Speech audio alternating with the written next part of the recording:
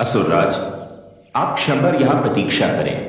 मैं महारानी कयाधु को आपके आने की सूचना दे दूं।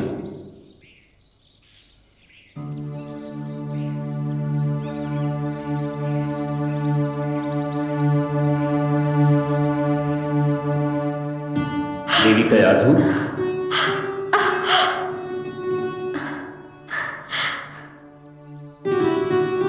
आप आ गए देवर्षि। मैं अकेली कब से घबरा रही थी।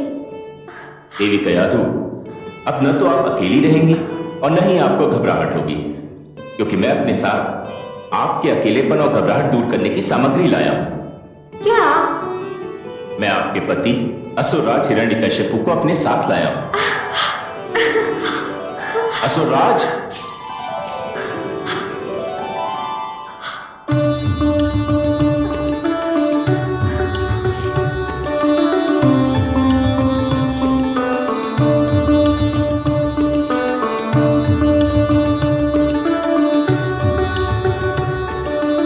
नारायण नारायण।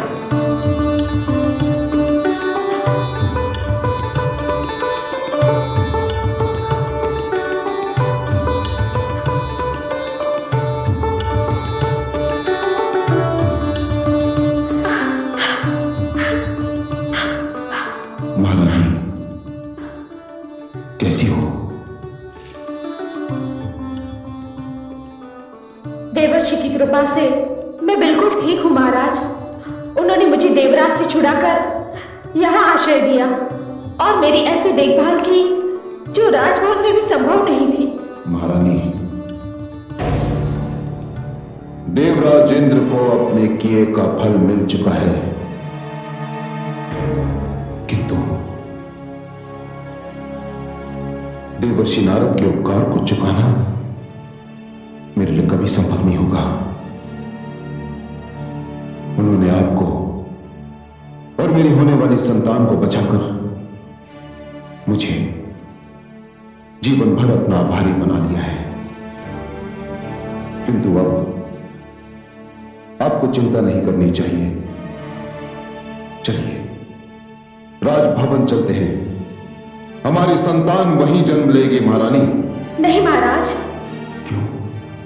इस कुटिया में मुझे वह आनंद और स्नेह मिला है जो मुझे राजभवन में भी नहीं मिल सकता। यहां मैंने एक ऐसी सुरक्षा का अनुभव किया है जो मैंने अपने जीवन में कभी नहीं पाई। हे महाराज, मेरी इच्छा है कि मेरे संतान का जन्म यही हो।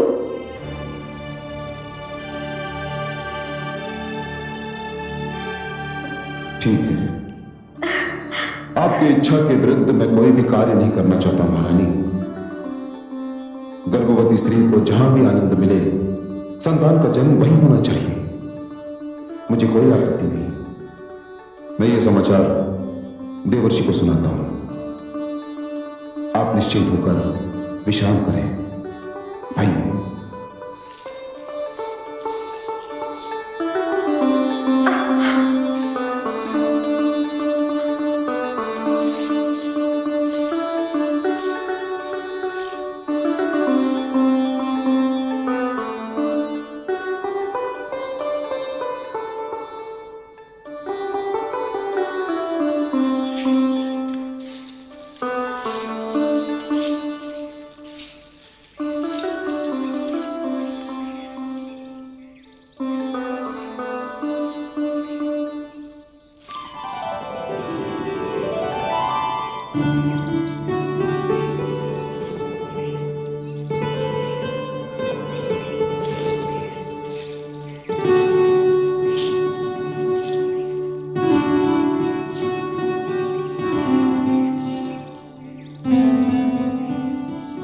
मुझे विष्णु और उसके भक्तों से अपार घृणा है। मैं ये भी जानता हूं कि आप इस सृष्टि में विष्णु के महानतम भक्त हैं, और मैं चाहते हुए भी आपसे घृणा नहीं कर पाता। आपने महारानी की रक्षा करके। बस बस असुरराज, और कुछ कहने की आवश्यकता नहीं है। आप इस बात को इतनी बार कह चुके हैं कि मुझे तो कंठस्थ हो गई है। देवर्षि,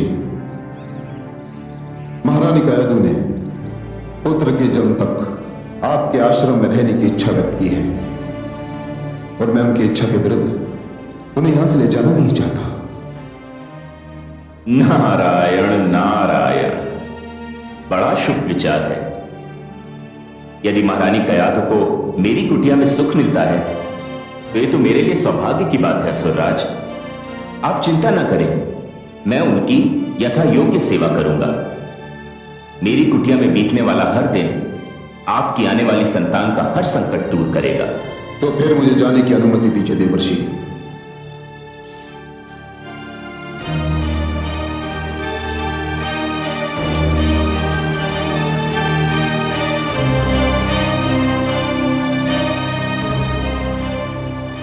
हे नारायण, आपकी लीला भी अनुपम है। आपसे घृणा करने वाले को पता ही नहीं कि उसके अपने घर में आपका सबसे महान प्रेमी जन्म लेने वाला है। नारायण नारायण। भगवान हिरण्यकशिपु की जय, भगवान हिरण्यकशिपु की जय, भगवान हिरण्यकशिपु की जय, भगवान हिरण्यकशिपु की जय, भगवान हिरण्यकशिपु की जय, भगवान हिरण्यकशिपु की जय, भगवान हिरण्यकशिपु की जय, भगवान हिरण्यकशिपु की जय।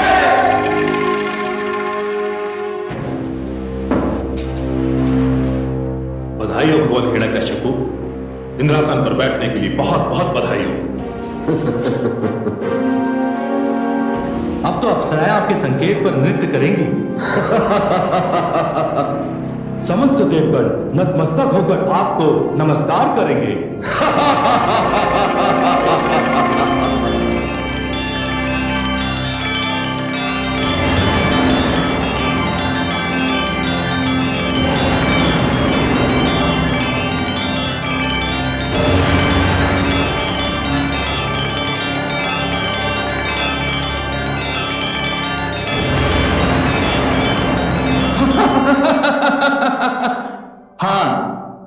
मैं स्वरभानु हूं।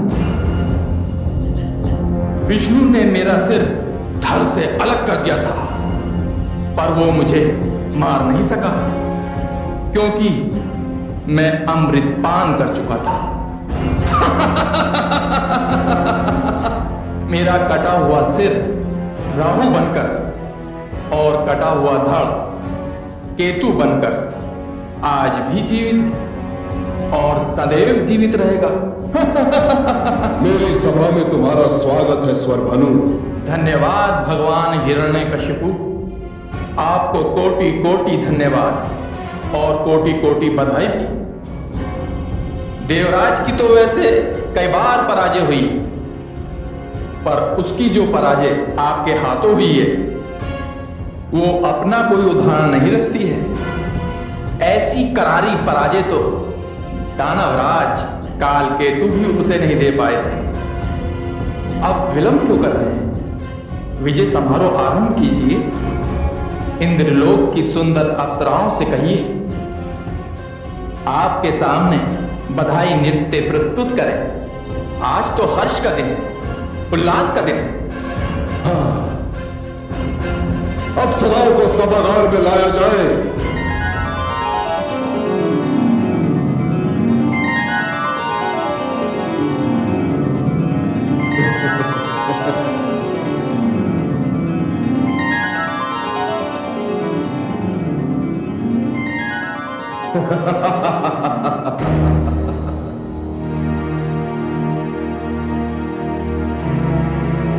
देवलोक की अप्सराओं,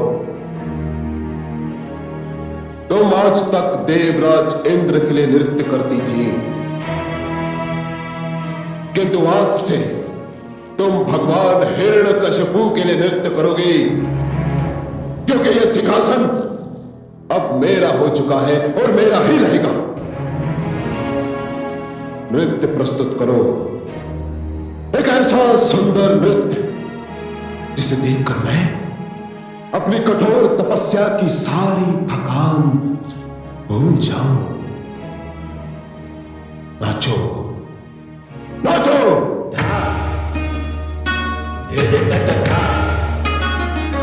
धीरे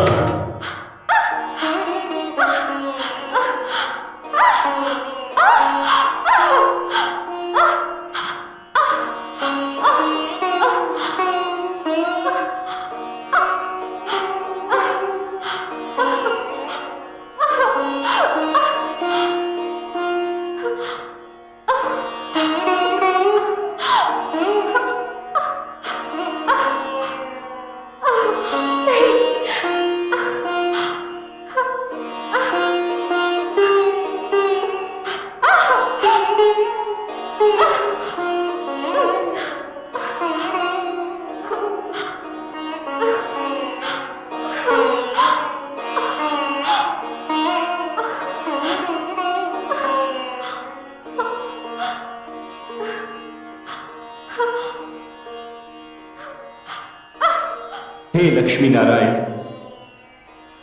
मैंने कयाधु को अपनी पुत्री मानकर यथाशक्ति उसकी सेवा की है,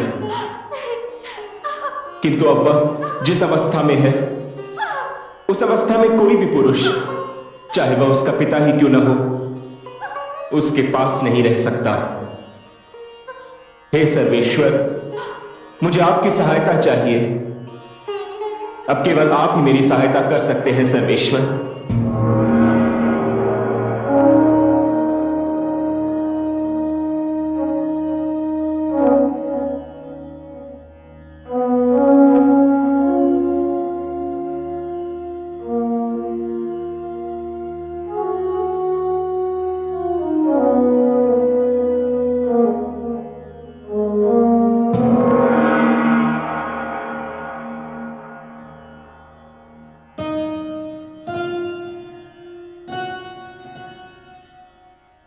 हे योग माया, आप देवर्षि के आश्रम में जाइए। महारानी कयाधु प्रसव पीड़ा की अवस्था में आ गई है। उनकी देखभाल का कार्यभार मैं आपको सौंपता हूं। जो आज्ञा त्रिलोकीनाथ।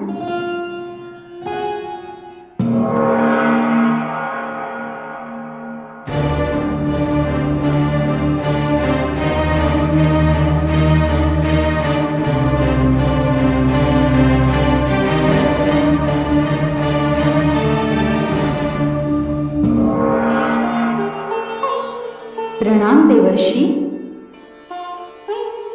धन्य है देवी कि आप आ गई। मेरे तो हाथ पांव फूल गए थे। आप चिंता न करें देवर्षि, मैं सब संभाल लूंगी।